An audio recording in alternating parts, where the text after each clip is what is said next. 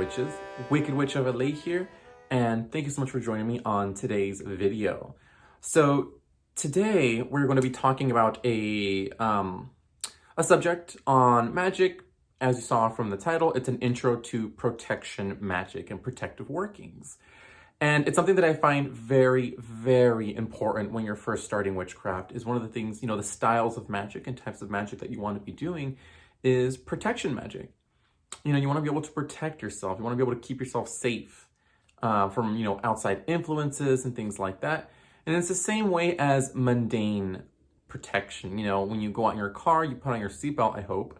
When you're going out during COVID, you're wearing your mask, I hope. And, things that we do, you ride a bicycle, you wear a helmet, you get the picture. So I'm going to be sharing with you a couple things about protection magic and what you can do to help protect yourself and to protect your magic.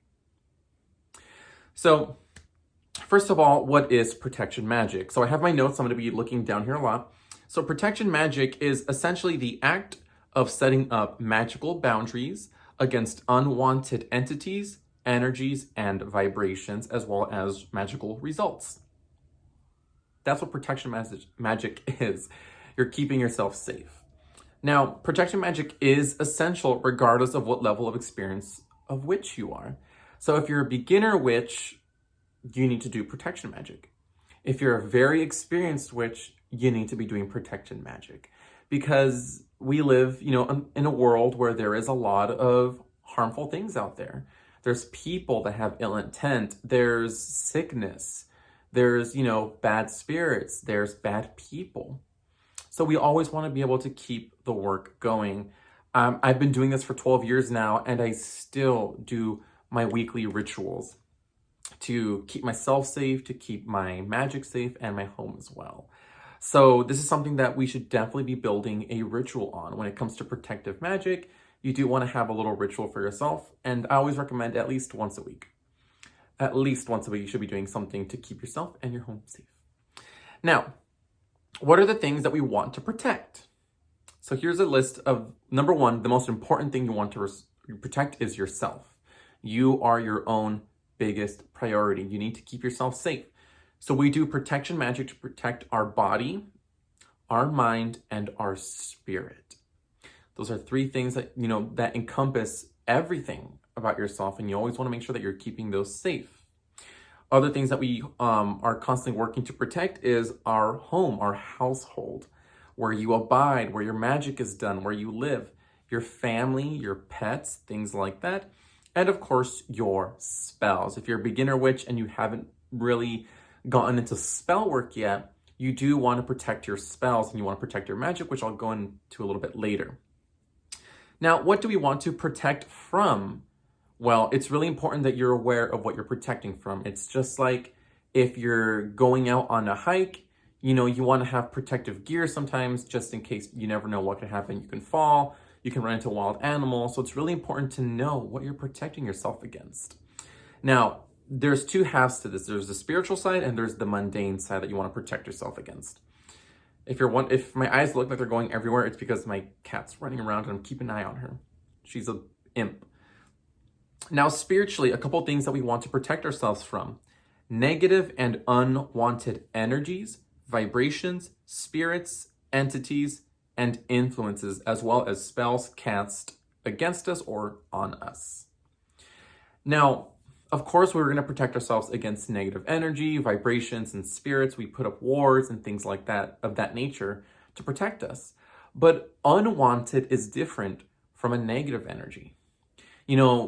Love is great. We all want love in our life. But if there is some dude that's loving on you a little bit too hard and you're like, dude, back up, that's an unwanted energy you want to protect yourself from. Or maybe there's someone who you're just not really vibing with and you don't want their vibes on you. It's not necessarily negative per se, but it is unwanted. And those are a couple things that we want to protect ourselves from. Now, in the mundane, we can actually use magic to help us, to protect us from sickness, accidents, poverty, mental issues, theft, other people, and things of that nature. In the mundane, there are precautions that you need to take as well to protect yourself. You know, if you're going out on a late night walk, get some pepper spray or something. You know, bring a bat or something. I don't know. I like to carry my knife with me. Am I allowed to say that? Oh well. Oh well. But a couple things, you know, that we can magically add to the already safe mundane practices to help us keep us safe from those things. Now, the next part is how? How do we protect ourselves from these things? And there's a lot of different ways that we can go about this, different forms of magic and incantations to help us. A series of spells, rituals, and charms done routinely alongside things and activities like cleansing can keep you and your home safe. It's a routine. Protection is a routine, and it's not something you do once and that's it. You know, when you put up charms and you put up wars and you burn candles, you want to create yourself a routine. You want to make this at least a weekly ritual, whether it's going back every week and just breathing on your charms, or just burning a candle weekly, or just doing something weekly to keep those protective energies up. Because magic over time can fade or it can just disperse. You know, it can move. So we want to keep this work going to make sure that it's constantly up, that our protection is constantly up. So here's a couple tools that you can use to protect yourself. Candle magic. So candle magic is an easy go-to. You can find candles pretty much anywhere for really, really cheap. And you can use those and burn those weekly for protection. Now, if you're curious about colors, I would say these three right here. Black, red, and white are amazing. At the end of the day, use what you got. You know, I'm not going to force you to use these, but these are not that difficult to come by.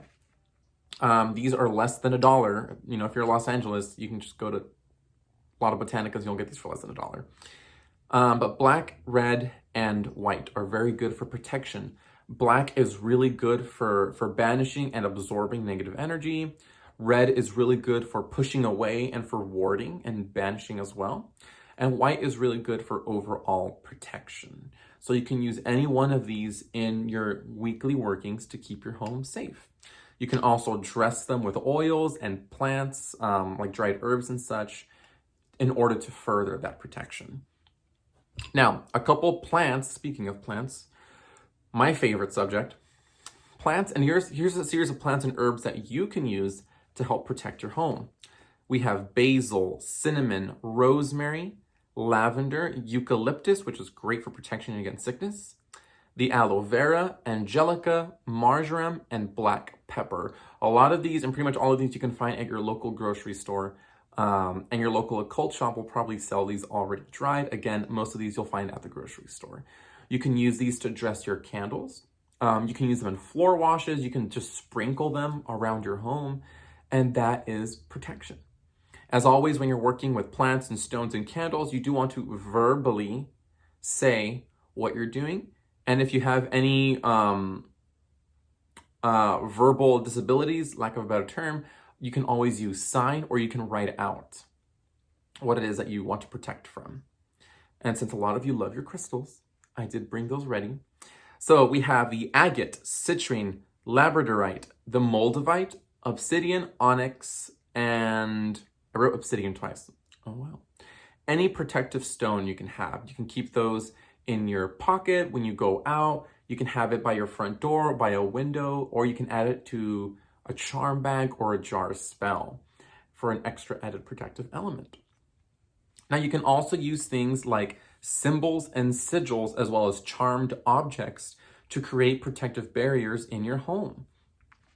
Now, when it comes to sigils, you can create these. You can use sigils that I make, sigils that other witches make. You know, if they put it out there with their permission, you're always more than welcome to use any of my sigils that I put out.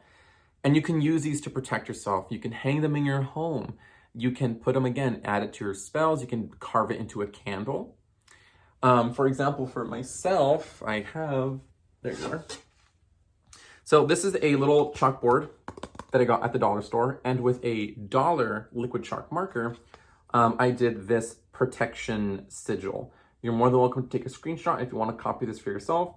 This is general protection for my body, my mind, and my spirit against negative energies and vibrations. I have this hung by my front door. And you can do that. You can use sigils like that. You can hang them in a place. If you are a closeted witch, I'm going to teach you something. If you are a closeted witch and you want to put up sigils and you don't want no one to notice, you're going to use your spit. Yeah, I know. Spit into a little cap or a cup or something, and you're going to take your finger and you're going to mark the sigil either on your door, on your wall, or whatever it is. You can do that. You can also do breath sigils. A lot of people don't practice this anymore. It's a very old practice. But you can breathe energy into your hands, and with your hands, you can carve a sigil in the air. You can do this in your room. You can do this for your car. You can do this for anyone. And it's a great way for you to do sigil magic without anybody noticing. Secret ways. Other things that you can do is that you can craft magical symbols or magical charms to put up in your home for protection. A good example is this. This is my witch's cross. And this is a physical representation of a little protection ritual that I do for myself before I do large rituals and spells. You basically do visualization as well as, calling out to my deities. And I picture a cross, coming up from the earth, up my body, out my head, and then one line from left to right. And then a circle going around it. So you're making a circle with a cross going through it. It's the witch's cross. It's a protective symbol. So I decided to get some sticks and some twine and to tie this together and make myself a witch's cross. And I have this hung outside. I have 2 entrances to my home. This is by my sliding door. So if any bad energies want to come, nah girl, you need to back up. And that's what that's for. So you can definitely do things like that. You've probably seen online of people making pentagrams out of sticks, and you tie them together, you hang them up in your room. You can do things like that. You can craft protecting. Let me learn how to speak English again. You can create protection jars, and you can, get crafty with those, get creative. When it comes to crafting things for your magic, when you do it yourself, when you do it with your own hands, there is something special that goes into that energy. So all the more when you're making protective things. Now, you can also use things like calling upon your spirits, calling upon the deities, ancestors, gods, goddesses, land and nature spirits, and spirit guides, as well as servitors and familiars. If you are a witch that works with deities, you can, of course, call to them for protection and ask them for that divine protection to come over you. Protection magic, again, is very, very necessary. We need to keep ourselves safe. I would say one of the things that I put up most is protection against spirits and protection against the magic of other people. Not every witch is going to be nice. And I'm going to say this right now because it's happened to me. Luckily, it never affected me. I was able to protect myself. But there are sometimes witches or people that are magically inclined that may want to work against you. If you know somebody who knows magic and they got beef against you, you definitely want to put up wards to protect yourself against bad magic or just magic directed to you. For example, if somebody's doing a love spell on you and you don't want to fall in love with that person, protect yourself against that magic. Like for me, I once got a message about somebody saying, well, I don't like you, you're like this, I'm going to hex you. Good luck. You got to go through my ancestors, you got to go through my spirit guides, you got to go through my familiar, you got to go through my god and my goddess, so good luck, bitch. But it is a thing out there that we want to protect ourselves from other practitioners. So I keep up wards in my home to protect myself against the magic of others, especially harmful and baneful magic. Now, if you do want to do a protection spell to protect against magic and things of that sort, you can take a black candle and dress it with something like agrimony or rosemary, or angelica root is great, basil and black pepper are all great for getting rid of the magic of someone else. So you can dress a black candle and you can let that burn down to protect yourself. My personal recommendation is if you cannot burn candles every week, sigil magic might be your best bet. So you can just take yourself a sigil, write it somewhere. Like I said, if you're closeted, you can use your spit and you can just draw it on your walls. And every week you can just go back to that spot and just charge it with your energy. You can take a moment with it to meditate with it. You can do it again. Myself, I'll just take time to go back to it and just say, you know, this is a sigil that's used for protection, to protect against me, against, you know, bad magic, accidents or whatever, and just breathe the breath of life over it. Your breath has a lot of energy behind it, so you can breathe right over it. And that is pretty much it for today. This video is 15 minutes long.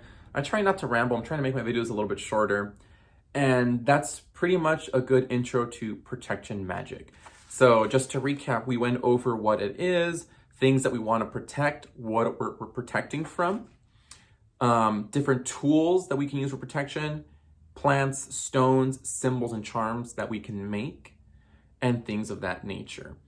Again, it's very important to keep ourselves protected, which is, please watch yourselves. You need to take care of yourself. You need to take care of your home. As a witch, we have the knowledge and the tools to do this, so use them to the best of your abilities. If you are a closeted witch, again, use the spit technique, use the breath technique. It will help you big time. And if any of you have any fun tips for protection or something that you like to do for protection, feel free to leave a comment down below and let me know. I learned from you guys just as much as you can learn from me. Yeah, that's pretty much it for the video. If you're not already subscribed to my YouTube channel, I don't know what you're doing. The button's literally right there, so go ahead and just give a click on that. You can click on the bell so you get notified every time I create a new video. And feel free to jump over to my Instagram. I do post there semi-consistently. You can go out to my Instagram if you ever want to like direct message me. If you have any questions about magic or anything, feel free to do that. I do have a community live ritual coming up. Some of you that are watching participated in my last live ritual where I did a live healing. So I am planning on doing a live prosperity ritual. So if you do want to be included in that, keep up. I'll put up notifications on my Instagram and we'll get that squared away. All right, my beautiful witches, thank you so much for joining me today. Please, again, keep yourselves safe, protect yourselves, wear a mask. I don't want to find out that y'all aren't wearing masks. So don't let me catch you. And above all, my beautiful witches, blessed be.